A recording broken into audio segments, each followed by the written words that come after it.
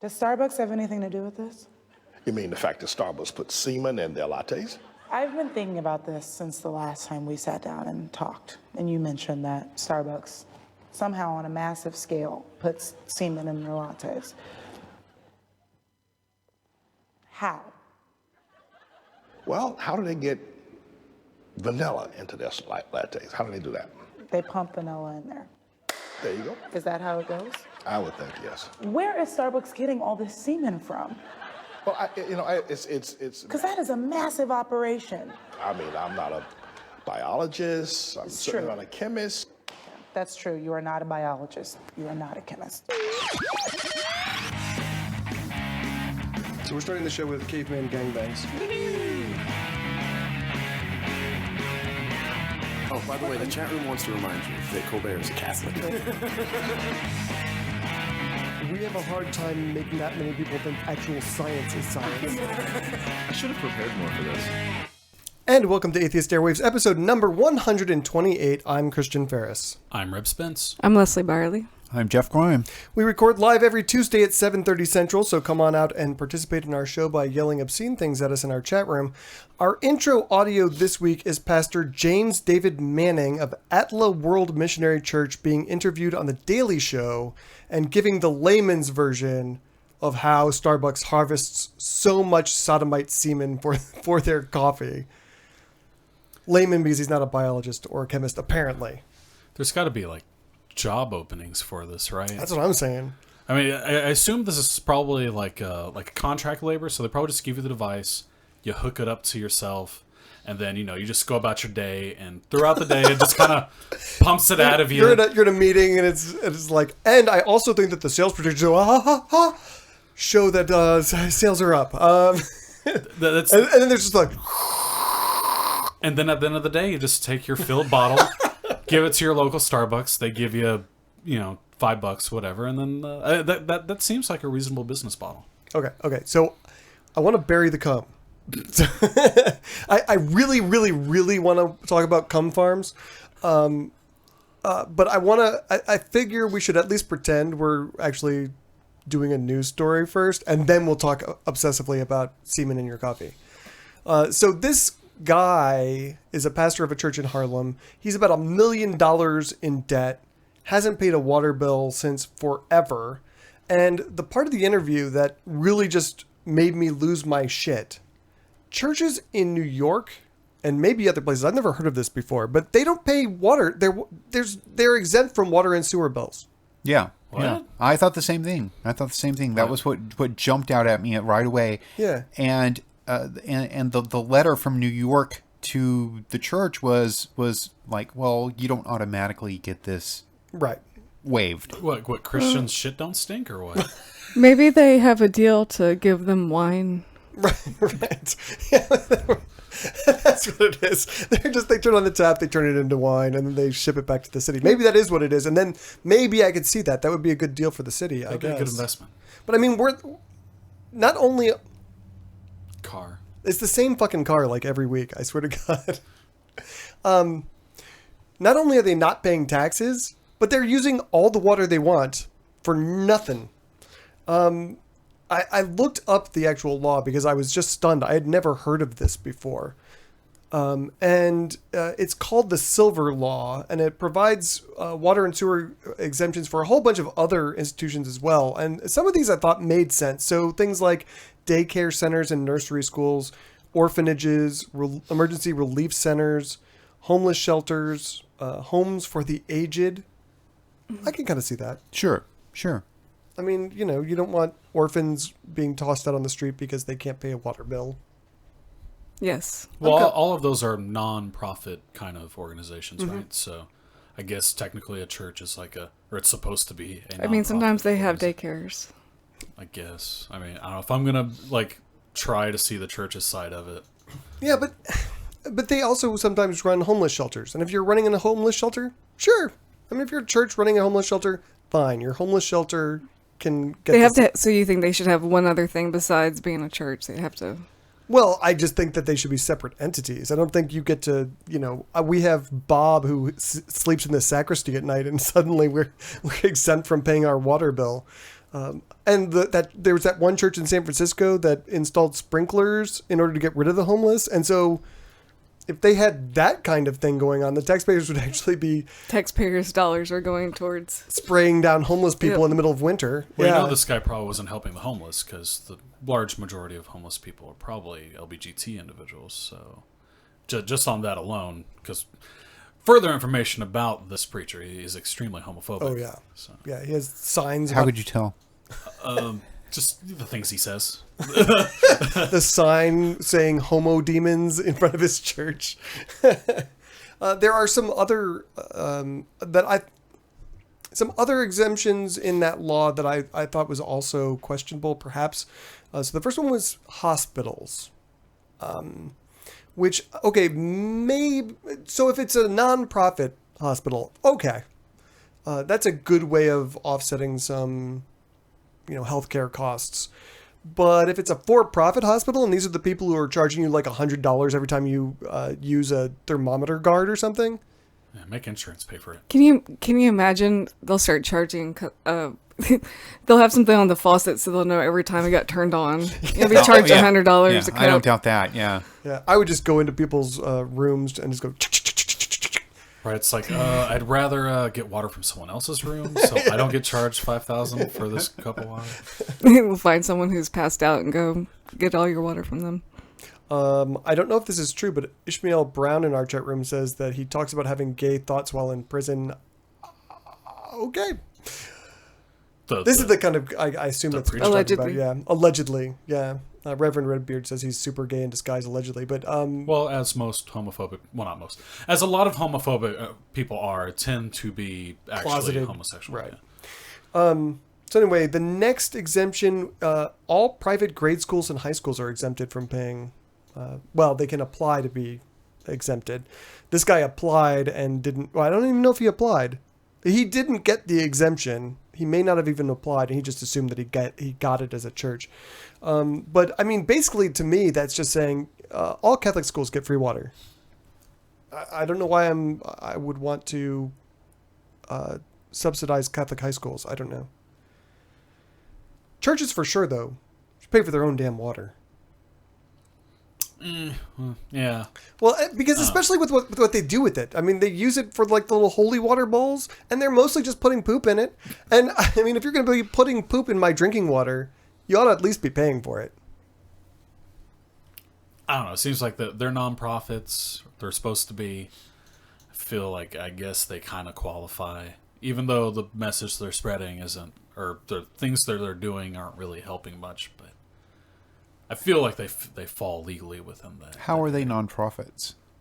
Don't churches have to be like 501(c)s or no? No, No. no. Where did I get that idea from? I think you're sitting on the organ that you pulled that idea from. Well, fuck churches then. I don't know. Did anyone go to a church where they had those holy water bowls at the doors? Oh, absolutely. The ones in the church I went to in grade school, they were clear, so you could see into them. And there was always this little brownish that's so sediment gross. at the bottom. Yeah, it was disgusting. Yeah, I never knew what it was, but now I'm so glad I didn't know that it was probably poop while I was. Right, it's the sins. That I'm so glad we your didn't hand. have to do that. I mean, I've seen all types of them. They all had sediment of some type on Yeah. it. Some of them had. Sediments. Yeah, not very fun looking stuff. But did you ever see the ones with like the sponges in it? Oh yeah, I have seen Saw the that. sponges. Sponges. Yeah. Yeah, they would have sponges in it, so you You dab the Dab it. sponge. Yeah. Oh, God. cross yourself and stuff. Yeah, You're too good to use your you fingers. totally missed out. Yeah. That's nice. All right, so I wanted to play one other part of this interview because this dude, there's something seriously wrong with this guy. Listen to this. Sodomites will carry babies in their testicles for 9 months and then gestate them out of their assholes before this church is closed. What? What? I think Wait, it was what- going for a pig's fly, No, kind of. no, I get that. I'm just saying, like, but I would use pigs will fly. I kind of want to hear some of his sermons now. Road trip. I know why people show up. We'll have to do it pretty quick because they're closing down the church. And they're going to put in an LGBTQ But seriously, that's shelter. kind of creative. It is creative. I mean, I'll give him that. It's creative in a really creepy, disturbing way. Like, why are you thinking about this right now? It's like, why are you so focused on homosexuality? I mean, I know it's in the Bible, but it's a very small part of the Bible, technically. I mean, the Bible's a big book. I didn't know It's guys the could important poop out part, though. babies. Yeah. But enough that he feels like he has to devote, like, the majority of his, space on his, billboard and everything to specifically say, this is bad and this is horrible, homosexuality, demons, and to even come up with this. Sex sells, man. No, it doesn't. No? No. I buy stuff because of sex. Because it's just me. There's a study. Oh, no, I've seen this. I know. Sorry about that. I sent it to you. I buy, sex sells for me, so I see sex stuff and I'll buy that. Okay, so let's get to Coffee Cum now. Jessica Williams is the woman who interviewed him here, and I thought she was brilliant. This is something that he said a while ago, and I felt like it was something that we should have talked about on the show, but then when we were looking at it, it's like one sentence, and it's like, okay, we can giggle about that for a while. But she came up with she interviewed him back then, too. This is like the third time she's interviewed him, and like this question she asked him was just amazing. Like, how do you think they get the cum in their coffee? Because that's a lot. So why was cum and coffee even brought up? Because he brought it up. Yeah. Okay. He was complaining about liberals and sodomites destroying the country. And Which naturally leads you to Starbucks. Okay. so we're all sodomites here, right? I mean, Yeah, of course. 90% of people, Not I think, me. have engaged in oral sex. Nope, never. Almost half in anal. So, I mean, most Americans are sodomites. I don't think we should speak for the entire sodomite community. I know but- I've sodomized somebody before, so at the very least. And in post show, we may.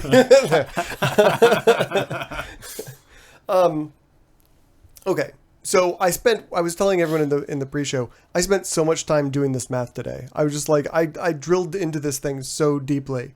The middle of the road size cup of coffee for Starbucks is the Grande, which is 16 ounces or 473 milliliters. The average amount of ejaculate for your average male orgasm is 3.7 milliliters. Does anyone drink coffee with sugar? Used to. I used to. Splenda. Splenda. How many do you put in? Like 3. Oh, really? How about you? Yeah, ridiculous. What, stevia? But how many packets would you use? I don't do packets. Do you want coffee with your A little bit. stevia? Or Sweet. I made it sweet. I did 2. I don't know. If I don't like coffee. So. Okay. I drink it black now, but I used to do 2. I use cream too. So let's assume we're using. So the amount of sugar in your average sugar packet is. Oh, son of a bitch! Well, we're going to back up this episode. Sorry. Yeah, thank you. We'll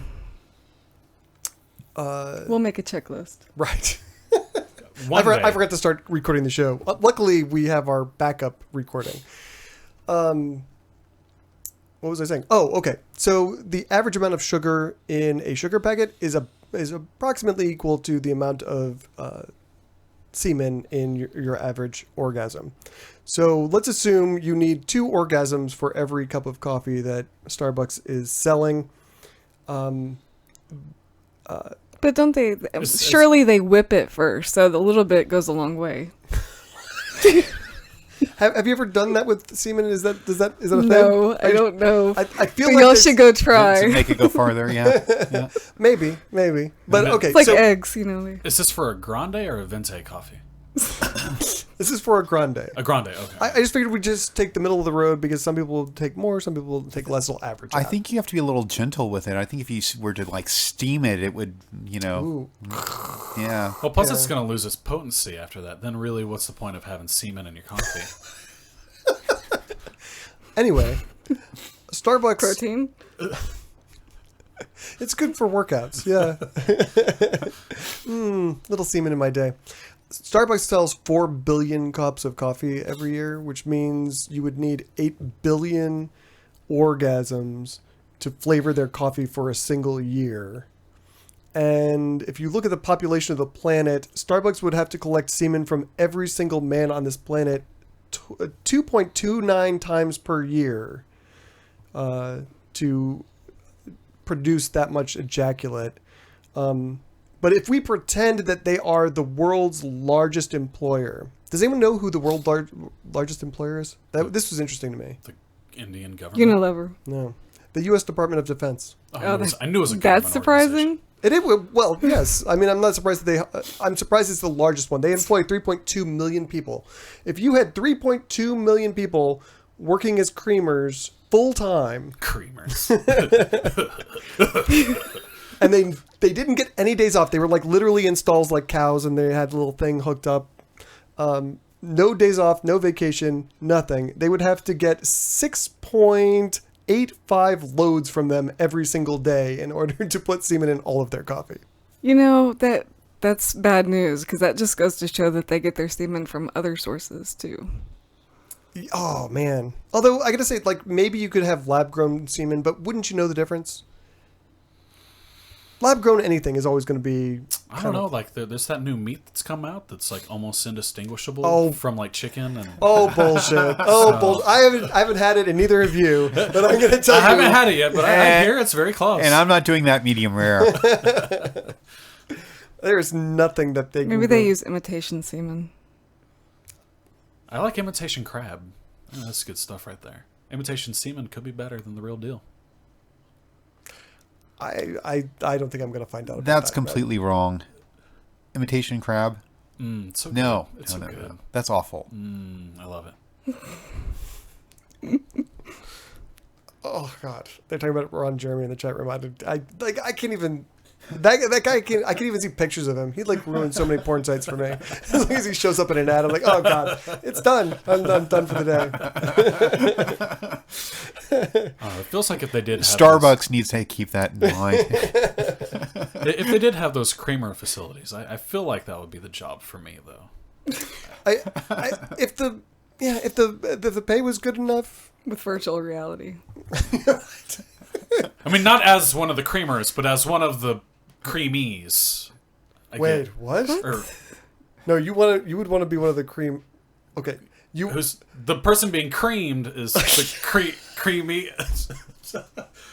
You want to be the cow. Yeah, I want to be the cow. Yeah, Let me know when you'll get the logistics of that. You don't want to be the milkmaid. You want to be the cow. Yeah. Okay. I don't want to get carpal tunnel now. Come on.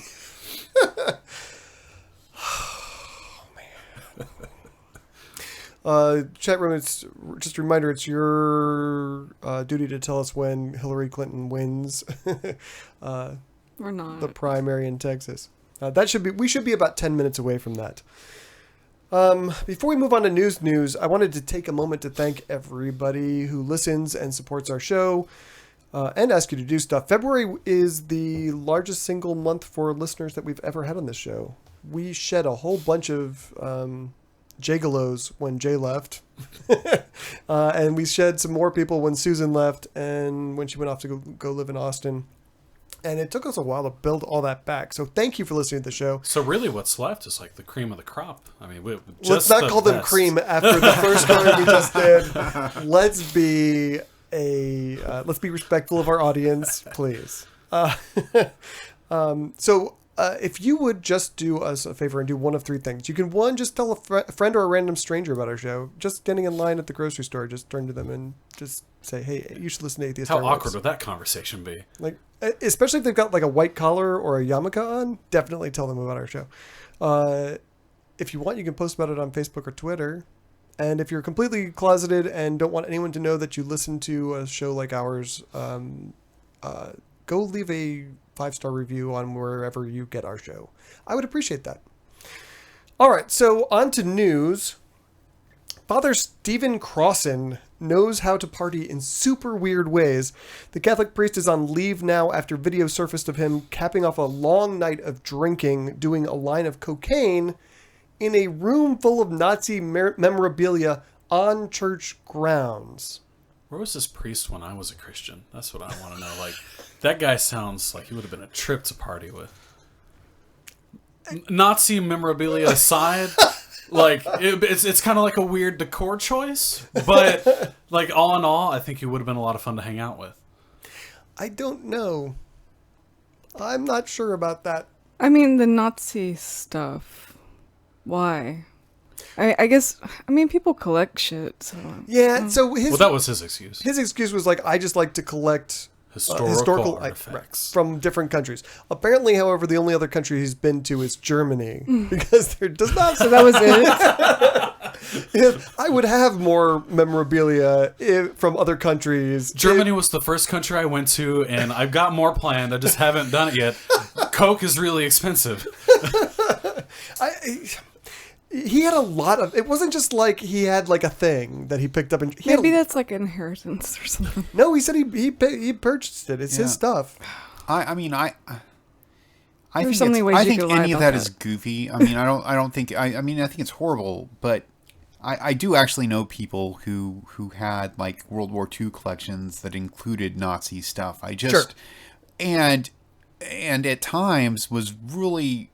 I mean, if you're going to have that shit up in your house, sometimes people are going to come in, and you've got to know that sometimes they're going to be freaked the fuck out. Put a Absolutely. note up with it. And Well, it's like, is there like all the stuff, and then there's like this huge Nazi shrine, or is Well, it's like a centerpiece on his mantle, for example, is an old officer's hat. I mean, this is like prominently displayed in his home, which is the parish home. So, the home that was given to him by the church to live in? Which you'd assume other people have seen it, so... and Why is this suddenly... Well, because there was a video of him doing coke with the Nazi memorabilia, and that hit the internet. So people who aren't cool with Father Party... Do you know how long he's been there? I'm just curious. I don't know. Okay. I was just curious. I don't know. So we were talking about this in the Atheist Airwaves Facebook page today, and someone asked the question, so what? Which is a really good question, because, I've never done cocaine. I don't want to do cocaine, but I don't really There's have a some problem. post-show content there. Reb does cocaine a lot. he'll tell us all about it in post show. Off the Fuhrer's ass. He has like a naked Off the statue. Fuhrer's dick, sir. But I don't have a problem with people who want to do that. I have no problem whatsoever. What I do have a problem with is when you are setting yourself up as a moral authority, and then you're A moral authority who thinks that stuff is wrong. right and is actively Right. teaching other people not to do that. It's the hypocrisy that's the problem. It's not the fact that he's doing cocaine necessarily, although the Nazi stuff. Yeah, that's...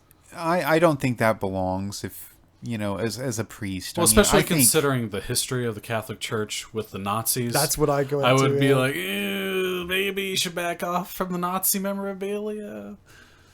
That would, I think it gives a bad impression. Yeah, when you have Vatican officials shaking hands with Hitler in photographs, maybe go a little light on that. In's Mike in the chat room asks if he has a human flesh lampshade. Too soon.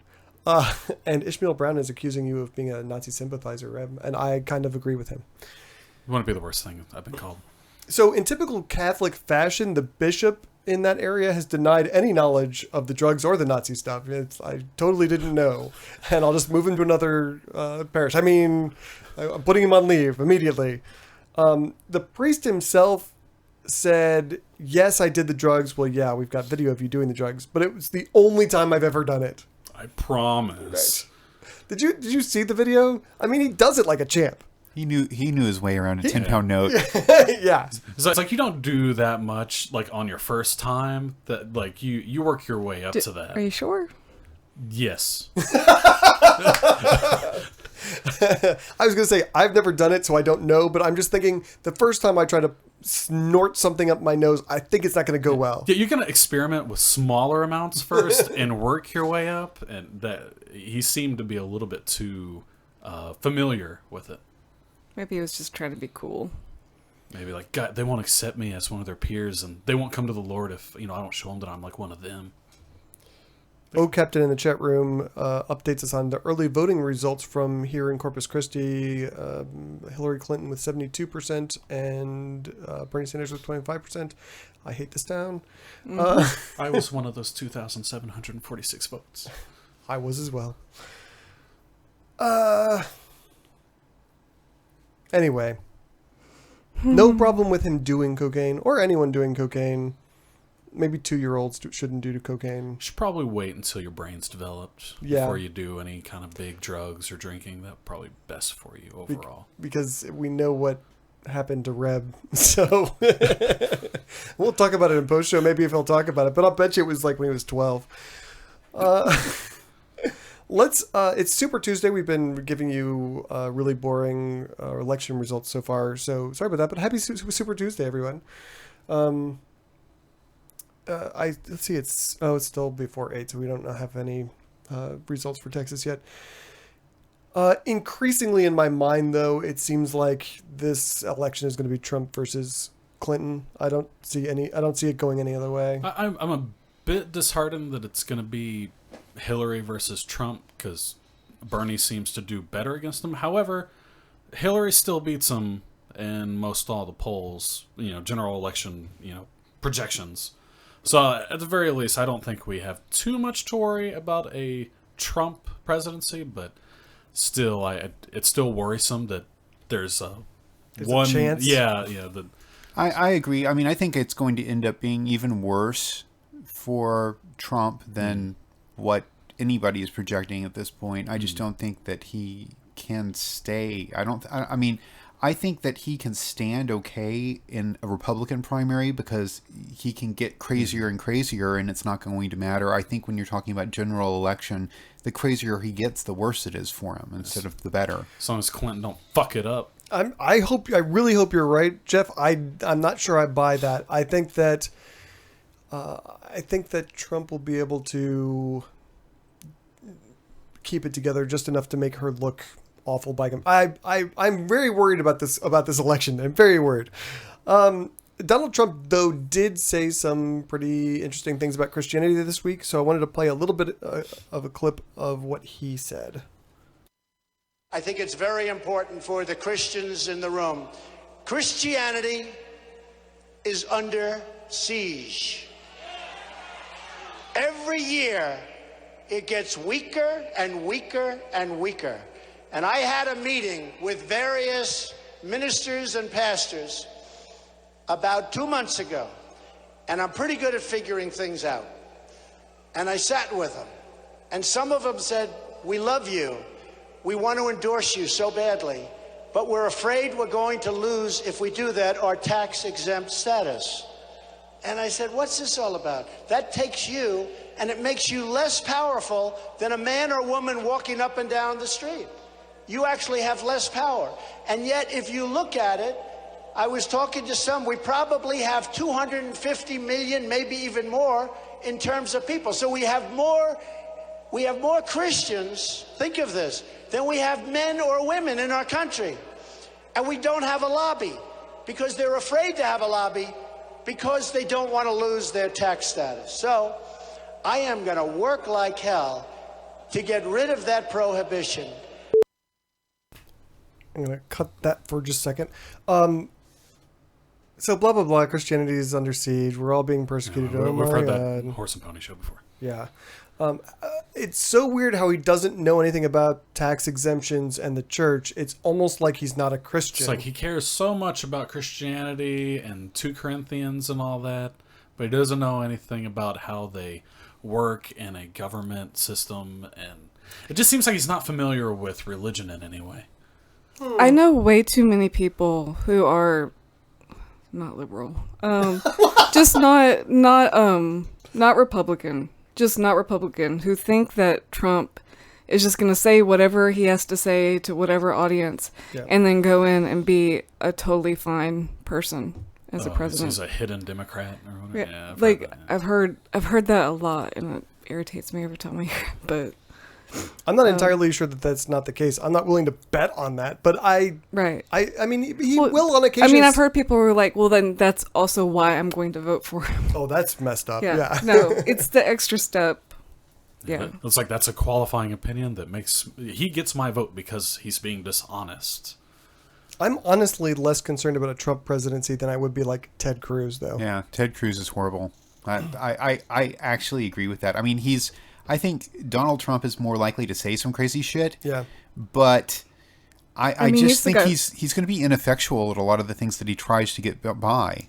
He used to say good things about Planned Parenthood. Did that ever change? Yeah. He I used mean, to- so it's He used to be a Democrat, and pretty much every opinion that he had, for the most part. I mean, it was he. I mean, he even donated to Hillary's campaign. So I mean, at the very least, you know, he's had those leanings. Although he runs away from that quite a bit now. Yeah. Well, but I don't know that it's gonna. This Republican. I mean, like I said, I don't think this guy is a Christian. Actually, let me play the rest of this clip because this makes my case that this guy is not a Christian. And you're going to see big, beautiful signs that's going to say, Merry Christmas and Happy Holiday. And we're going to have a big lot of fun. So he got we're going to have signs in stores that say Merry Christmas. That was good. But then he threw in Happy Holidays. You can't do that. Yep, he absolutely does not understand this war on Christianity that's going on. Yeah. I mean, he's pandering and he's bad at pandering. I mean, well, apparently he's good at it. How does that work? How does that light not go off in anyone's... Because I think what people say is like, well, he may make a mistake or he may say something I disagree with, but you know what? I feel like he's being honest. I don't feel like he's bullshitting me. It's like, it's all bullshit. You don't get it. Look at Bush. I mean, look at the shit that he said. He said just fucking crazy stuff. I mean, on par with this. This isn't that unusual. I mean, saying that there are more Christians than there are people in the United States. Although if I've Christian been dogs, yeah. I've been listening to Trump for a while, and I think if I was going to break down what he meant by that is that there's more Christian people than there are just males and just females. Right. That's how I took it. So are you going to be like the official Trump interpreter? I feel like Excuse me, stewardess. I speak Trump. after you spend enough time listening to him, you kind of, and then hearing him backpedal on things a lot, I feel like I get him a little bit better. you've had to now. learn so many foreign languages in video games. It's kind of the same thing. Looking for the patterns. Right, yeah, that's what you gotta look for, especially in Trump. He's very much, he says one thing, means another, then goes and reformulates it later in an interview, and you just gotta keep up with all that, and that all gets put into the language as a whole. Captain in the chat room has a really nightmare scenario. He says, the thing that scares me is that if the Democratic candidate can't get 270 electoral votes, then the House chooses the president. That's scary. That is scary. That's not out Thanks, of the realm. Captain. I will sleep less now than I already did. Thank you. I also just included the end of that clip because we're going to have signs that say Merry Christmas and Happy Holidays in our stores, and then we're going to have a big lot of fun. What? Well, he does that almost anytime he just kind of runs out of material, and it's like, and it's going to be great, and we're going to win, and everyone's going to love it, and it's just, that's the filler after he gets, to past the hot button topic. I didn't throw it in the show sheet, so I have to look it up real quick. But he and Rubio it's been magical. God. It's just been magical. It's been the best week in Republican politics It's been the best week in presidential politics in the history of this country, maybe the history of the world. I've never seen anything like it. So this week, Donald Trump and Marco Rubio were sniping at each other. Donald Trump says, I go back and I see Marco Rubio with makeup, and it's like he's putting it on with a trowel. Then Rubio fires back from his stage, the guy with the worst spray tan in America is attacking me for putting on makeup. Donald Trump likes to sue people. He should sue whoever did that to his face. Trump's It's like, you're dumb. Well, your face. Trump fires back at Rubio. He has really large ears, the biggest ears I've ever seen. Then Rubio fires back at him, and you know what they say about guys with small hands. We know what SNL will be. Yeah, right? They don't have to change the dialogue. It's been written. Mm-hmm. I forgot what I was reading or watching. It's like the first presidential debate dick joke. basically. It's like of all presidential politics, it's the first dick joke aimed at somebody. Did anyone? Man, we're way off the rails now, but it just reminds me of Real Time with Bill Maher last time. Did anyone see that? He closed his show because they talked about Donald Trump yelling at, the president of Mexico said, "We're not going to pay for that fucking wall." And he said, "Oh, it's horrible that he used the F word." And they just played this long thing of Donald Trump using all kinds of profanity. And then he gave like this science fiction from the future State of the Union address that was just awesome. I mean, just laced with the worst. Go look it up. It's amazing. You'll see.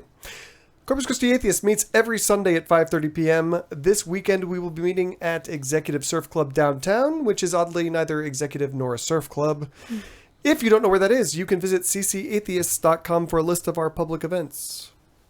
I was just thinking this morning about we had a Muslim guy who showed up to our meetup at Executive Surf Club because he thought we were a surf club. He had no idea we were atheists, and he was so appalled. When was this?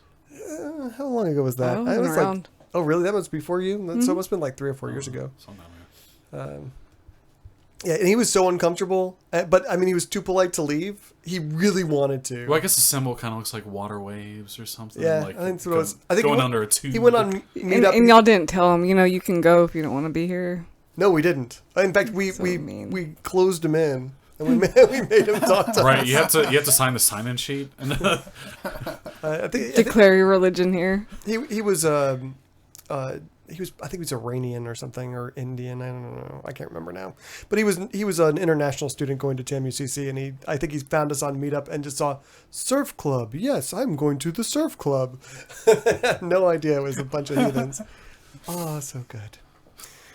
So our second block tonight is 100% chock full of nonsense from Texas. First up, we have Ted Cruz's dad, Ted Cruz, who just won Texas very handily. Handily. I wonder if he's going to be a creamer. His father is absolutely Christian batshit crazy. I mean, he is... And that's not news. No, that's no. Going back from the beginning. And we've never put him on the show because literally he's too crazy to talk about most of the time. But suddenly, his son is the number 2 for the Republican nomination. So I thought, okay, we're going to put him in the show this one time. So the audio I'm going to play is actually from a talk he gave a couple of years ago, but it's representative of the kind of nonsense that Rafael Cruz speaks wherever he goes. It's only a couple of minutes long, but we're going to step through it. So if anyone wants me to stop at any point, let me know. One of them is atheism. The other one is secular humanism. Let's look, for example, at the behavioral consequences of these two foundations. Well, if there's no God, then we're ruled by our instincts. Or, I feel like this is a wacky Christian dichotomy they have going. Like you either believe in God and have access to morality, or you're raping, pillaging, killing everyone in the streets. And they will profess to believe that outright. And I mean, we've done it multiple times where it's like, oh, if you don't believe in God, morality ceases to exist. Yes. And I would then proceed to murder everybody. Yeah. We've had people, total strangers, at Art Walk while we were tabling for Corpus Christi Atheists, come up and say exactly that. That yes. It's like, I would mow down everybody you see here. Men, women, children, steal all their shit. It's like, why? It's like, okay, you can stay Christian. But on some level, I'm willing to take that. I'm not. I would rather be immoral in their eyes on some things. Especially if you're talking about a sexual morality, because their version of a sexual morality is ridiculous. Yeah, that's not at all fun either. The Bible is a horrible source of morality, and if you use the Bible as your way of understanding what's wrong and right in the world, damn, that's a bad world you're going to be living in, and I don't want to live in that world with you. But luckily, most Christians don't actually use the Bible as their source of morality, and when faced with... They pretend like they do. Yeah, when faced with an actual dichotomy between doing what the Bible says and doing what they feel is actually right, they usually do what they feel is actually right. Because Depends on shellfish is delicious and sodomy is fun. Shellfish is delicious. Sodomy is fun. I think that should be the new CCA official motto. Cocaine is great. You know? Nazi memorabilia, A-OK. No? And you lost us. No? Okay. Inspike in the chat room makes an interesting point. There is no God, and you are acting on your instincts. Humans have a tremendously innate need to explain things. Our first and oldest method was make shit up. And Well, I don't know if that was the first and oldest, though. I bet it was. I could imagine, the first cave and be like, hey, don't do that because I don't want to, that's, I don't know. I can't imagine maybe, I don't know. I don't know what to imagine. I don't know. I don't know. It just seems like maybe at the very beginning, maybe there's one dude that's like, oh, it's God. And one dude but no, I just think maybe you should think about your fellow man and all in their grunt language, I'm sure. But Don't call them grunts. That's offensive. That's cavist of you. All right, let's let Raphael talk some more. There is no moral absolutes, which means we operate by situational ethics, which unfortunately is something that is being taught in every high school in America. And situational ethics basically says that right and wrong depend on the circumstances. yes. Thank you. That is correct. Although I never had an ethics class in high school. Is that a thing? Did y'all I guys did. have Well, it was only half a year. Oh, okay. It was half a year that, half a year finance or something. I don't know. What do they teach in ethics classes? I know who taught it, and so I don't think it was probably very good. You wouldn't want to know the ethics that I had to take. Yeah, I mean, I've taken ethics in computer science, but it's all been computer science and governmental ethics. I've taken those kind of courses, but not just a general ethics class. I've never taken one. No one's taken an ethics class? Just a generalized Well, ethics? yeah, but I mean, I don't remember I anything have. from it. What was that like, or do you remember? It was a Catholic school, so it was. Okay, they're saying Raphael's a little quiet on the stream. I'll try and turn him up. It drives me crazy when Christians want to say that there is no consistent morality without God, when God's morality is the very epitome of inconsistent. I mean, are you Christians going out and killing people with rocks for wearing polyester? That used to be wrong, and now, I mean, that used to be a moral act, and now it's not. So their morality is inconsistent by design, because you can say Jesus came and wiped it all away, but that still lends credence to the concept that it's inconsistent. For some reason, something changed and now it's okay. That seems like a situational ethics question where you have to take into account some sort of outside stimuli that changes what's wrong and what's right. So it seems Jesus. like Jesus does that. Yeah, you're just digging your grave even further. It is still if Jesus is the situation that matters, it's a situational ethics question.